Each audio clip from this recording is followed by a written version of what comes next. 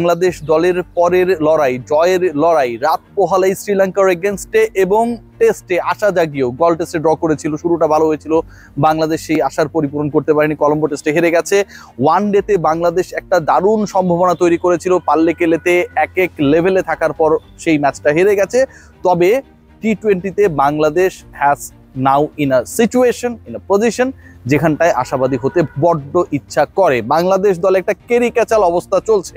আমাদের language delivery নিয়ে অনেকেই অনেক আপত্তি তোলেন, বাট আমি আসলে কমিউনিকেট করতে চাই আমাদের প্রজন্মের মানুষগুলোকে বোঝানোর জন্য।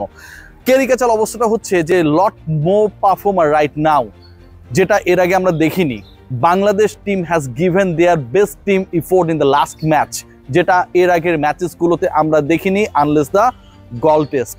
সেই সিচুয়েশনটায় এই মুহূর্তে এই বাংলাদেশকে হারানোটা আমি মনে করি, এই উদ্দীপ্ত বাংলাদেশকে, উজ্জীবিত বাংলাদেশকে, এই পারফর্মিং বাংলাদেশকে হারানোটা আমি মনে করি ভেরি মাচ ডিফিকাল্ট। কেন এই আলোচনা করছি? অনেকেই মনে করতে পারেন যে এটা আসলে বাড়িয়ে বলা, ডেফিনেটলি নট লাইক দ্যাট। খেয়াল করে দেখবেন যে বাংলাদেশ দলে লাস্ট ম্যাচে অন্তত 50% ক্রিকেটার তারা তাদের বেস্টটা দিয়েছেন। অনেকেই সেই রোল প্লে করার সুযোগ পায়নি, স্পেশালি দ্য বোলিং ডিপার্টমেন্টের কথা যদি আমরা বলি। তার আগে বলতে হবে ব্যাটিংয়ে যেভাবে বাংলাদেশ শুরুতে স্ট্রাগল করার পর শেষ পর্যন্ত স্কোরবোর্ডে 177 রান পোস্ট করেছিল। শামীম হোসেন পাটোয়ারিকে নিয়ে অনেক আলোচনা হচ্ছে, 50-র জন্য খেলেন না, দারুণভাবে স্ট্রাইক করছিলেন, তিনি সিঙ্গলস নিচ্ছিলেন, ডাবলস নিচ্ছিলেন, হিট করছিলেন এবং লাস্ট ওভার পর্যন্ত টিকে ছিলেন। 177 স্ট্রাইক রেটের তার পুরো ইনিংসটাই আসলে পুরো বাংলাদেশের ব্যাটিং এর চিত্রটাকে বদলে দেয়। লিটন কুমার দাসকে তার রূপে ফেরাতে সাহায্য করে। এগুলো পুরনো আলোচনা। লিটন কুমার দাস যেই তিনি স্ট্রাগল করছিলেন, টি-20-র ক্যাপ্টেন্সি নিয়ে অনেক বেশি আলোচনায় ছিলেন, অনেক বেশি সমালোচনায় ছিলেন, সেই তিনি পরের ম্যাচটায় কিভাবে কামব্যাক করেছেন নিজে ক্যাপ্টেন্সিতে এবং দল নির্বাচনের ক্ষেত্রে। আলোচনা অন্যদের নিয়ে, আলোচনা সাইফুদ্দিনকে নিয়ে, আলোচনা মুস্তাফিজকে নিয়ে, আলোচনা রিশাদ হোসেনকে নিয়ে। এবং এই আলোচনা যখন করছি ঠিক তখন ধীর পায়ে রবীন্দ্রনাথের মতো হেঁটে আসছেন আতিফ আজম আমার পিছনে, একটু যদি দেখানো হইতো। সেই আলোচনায় আমি শুরুতেই করতে চাই যাকে নিয়ে, সেই মানুষটা হচ্ছে রিশাদ হোসেন। খেয়াল করে দেখবেন বাংলাদেশের ম্যাচের টার্নিং পয়েন্ট হিসেবে অনেকেই অনেক কিছুকে বলছে, বাট পুরো ম্যাচটাকে যদি আমরা একটু ডিসক্রাইব করার চেষ্টা করি, 11তম ওভারটা কিন্তু বাংলাদেশ দলের জন্য অনেক অনেক বেশি হ্যাপিয়েস্ট মোমেন্ট ক্রিয়েট করে এবং সেই মোমেন্টটা তৈরি করে যে নাও উই ক্যান সেলিব্রেট। একই ওভারে দুজন ব্যাটারকে ফেরালেন এবং রিশাদ হোসেনের স্পিন যে আনপ্লেয়েবল অবস্থায় চলছিল সেই সময়টায়, স্টাম্প শুরুতে অ্যান্ড দেন কট অ্যান্ড বল, এই যে সিচুয়েশনটা নিশাঙ্কাকে ফিরিয়ে স্পেশালি যেই সিচুয়েশন ক্রিয়েট করলে যে তাদের টপ অর্ডারে আর কেউ নেই যিনি লড়াই করতে পারে। 2020 ক্রিকেট, দুটা ওভারকে যদি কেউ বানিয়ে ফেলতে পারে দেন সিনারিওটা চেঞ্জ হয়ে যায়। রিশাদ আলটিমেটলি ওই সেটেলমেন্টটাকে, ওই বন্দোবস্তটাকে নষ্ট করে দিয়েছিলেন। 3টা উইকেট নিয়েছেন, অসাধারণভাবে কামব্যাক করিয়েছে বাংলাদেশকে এবং মিডলে উইকেট নেবার যে দায়িত্বটা সেটা তিনি পালন করেছেন। What about Shariful Islam? আলোচনা অনেক কম হচ্ছে। পাওয়ার প্লেতে মাহাতি শরীফুল 3 ওভার করেছেন, আগের ম্যাচে তিনি সুযোগ পান নাই। পাওয়ার প্লেতে 3 ওভারে 2টা উইকেট নিয়েছেন, ইকোনমিক্যাল ছিলেন এবং অ্যাগ্রেশন যেটা মিসিং ছিল আগের ম্যাচে সেটা আমরা দেখেছি ফ্রম শরীফুল ইসলাম। একজন ক্রিকেটার রেগুলার টি-20 সেটআপে নেই, একজন ক্রিকেটার যাকে সুযোগ দেওয়া হয়েছে পারফর্মিং, তানজিম সাকিব এবং তাসকিন আহমেদের কোনো একজনের পরিবর্তে, সেই তিনি এসে মোমেন্টাম ক্রিয়েট করার ক্ষেত্রে, অ্যাগ্রেশন সেটআপ করার ক্ষেত্রে একটা বড় রোল প্লে করেছেন। Shariful he did tremendously well. What about Mustafiz? শুরুর দিকে উইকেট পান নাই, ইকোনমিক্যাল মুস্তাফিজ, আনপ্লেয়েবল মুস্তাফিজ। এবং মুস্তাফিজ যখন 1 উইকেট 3 ওভার 14 রান, এই ফিগারটার থেকেও মুস্তাফিজ ইজ আ ফ্যাক্ট। আগের ম্যাচে না থাকা মুস্তাফিজ, পরের ম্যাচে দলে থাকা মুস্তাফিজ যখন বড় একটা বুস্ট আপ করে পুরো দলকে উজ্জীবিত করার ক্ষেত্রে, প্রতিপক্ষকে পুতিয়ে যাওয়ার ক্ষেত্রে, সেটা কিন্তু একটা আমার কাছে মনে হয় শ্রীলঙ্কার জন্য সেটব্যাক। আমরা সাইফুদ্দিনকে নিয়ে অনেক কম আলোচনা করছি। খেয়াল করে দেখবেন এই সাইফুদ্দিন সেই সাইফুদ্দিন, যে সাইফুদ্দিন মার খাবে, যে সাইফুদ্দিন অনেকটা শো অফ করে টাইপের, অনেক ধরনের আলোচনা রয়েছে, ডিসকাশনস রয়েছে, অসুস্থই রয়েছে, আমার মধ্যেও রয়েছে।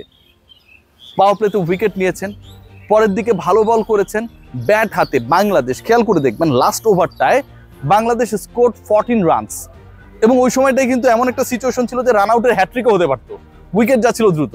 সো ওই পার্টিকুলার সিচুয়েশনটাতে সাইফুদ্দিন যে একটা দুটো বল পেয়েছিলেন তিনি কিন্তু সেটাকে বাউন্ডারি ছাড়া করেছেন। লাস্ট ওভারে একটা দলের টার্গেট অ্যাটলিস্ট 10 to 12 রান একটা থাকে, সেখানটায় আমার কাছে মনে হয় সাইফুদ্দিন শেষ মুহূর্তে গিয়ে ওই মিডিলে লাস্ট ওভারে মিডিলে উইকেট পড়লেও এটাকে বাংলাদেশকে কামব্যাক করানোর ক্ষেত্রে, স্কোরটাকে 170 প্লাস করানোর ক্ষেত্রে, 200 প্লাস করানোর ক্ষেত্রে এটা বিগ রোল। বাংলাদেশ দল এতগুলো পারফরমেন্স যেভাবে শুরু করেছিলাম আলোচনাটা খেয়াল করে দেখবেন, সাইফুদ্দিন, মুস্তাফিজ, শরীফুল, রিশাদ, লিটন, শামীম, আমি যে 6টা নাম বললাম আপনি কাউকে আলাদাভাবে ট্রিট করতে পারবেন না যে এদের বড় অবদান নেই। হয়তো ম্যাচ উইনার হিসেবে, হয়তো মোমেন্টাম সেট আপ করার ক্ষেত্রে Shamim Hossain Patowari played a big role. ওই রান আউটটা খুব গুরুত্বপূর্ণ ছিল শুরুতে যেটা তিনি করেছিলেন, তার ওই ব্যাটিংটা খুব দরকার ছিল যখন বাংলাদেশ প্রেসারে ছিল 70 বলে 77-78 রান স্কোর বোর্ডে। লিটন কুমার দাস যখন প্রেসারে ছিল তাকে রিলিভ করার ক্ষেত্রে ই প্লেড এ বিগ রোল। 50 পাননি, 48-এ আউট হয়ে গেছেন 27 বলে 177 স্ট্রাইক রেটে। কিন্তু বাকিদের রোল, লিটনের রোল, লিটনের রানসগুলোকে আপনি জাস্ট মাইনাস করে দেন, অথবা লিটন কুমার দাস যদি আউট হয়ে যেতেন লাইক দ্য আদার প্লেয়ার্স, যে 3-4 জন আউট হয়ে গেছে শামীম পাটোয়ারি ব্যাট করা আগ পর্যন্ত, তাহলে সিনারিওটা কি হতে পারতো? ভয়াবহ হতে পারতো, পারতোই। যদি শুরুতে পাওয়ার প্লেতে শরীফুল এরকম বিধ্বংসী বল না করতেন, মুস্তাফিজ ইকোনমিক্যাল না থাকতেন, এর আগে তার রানস দেয়া নিয়ে অনেক ওয়ানডেতে কথা হয়েছে।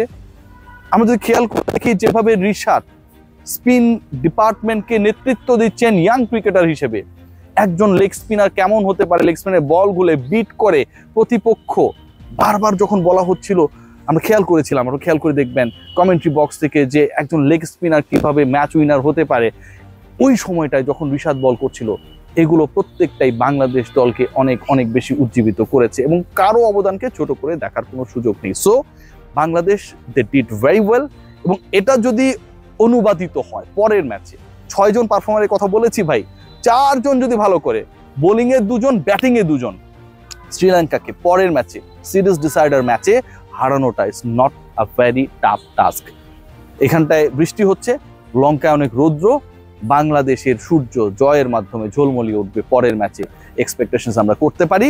তবে রোল প্লে করতে হবে। আমার এক্সপেকটেশন যেটা, যে এই 6-এর মধ্যে 4 জন অথবা 6 জন আপনারা ভালো খেলেন, নো প্রবলেম। ওপেনিং এ যারা রয়েছেন আমার খুব প্রিয় 2 জন ক্রিকেটার, ইমন এবং তামিম, তাদের অন্তত একজন যেন ক্যারি আউট করে, একজন যেন এক্সপ্লোসিভ ব্যাটিং করতে পারে। প্রথম 6 ওভারে 39 রান নিয়েছিলাম আমার প্রথম ম্যাচে, সেরকম একটা সিচুয়েশন থেকে যেন আমরা বের হতে পারি, দ্যাটস মাচ মোর ইম্পর্টেন্ট। এবং সেটা যদি এক্সিকিউট করা যায়, পরের ম্যাচে team Tigers will be unstoppable. সবাই ভালো থাকবেন, টেক গ্রেট কেয়ার, শুভকামনা বাংলাদেশের জন্য।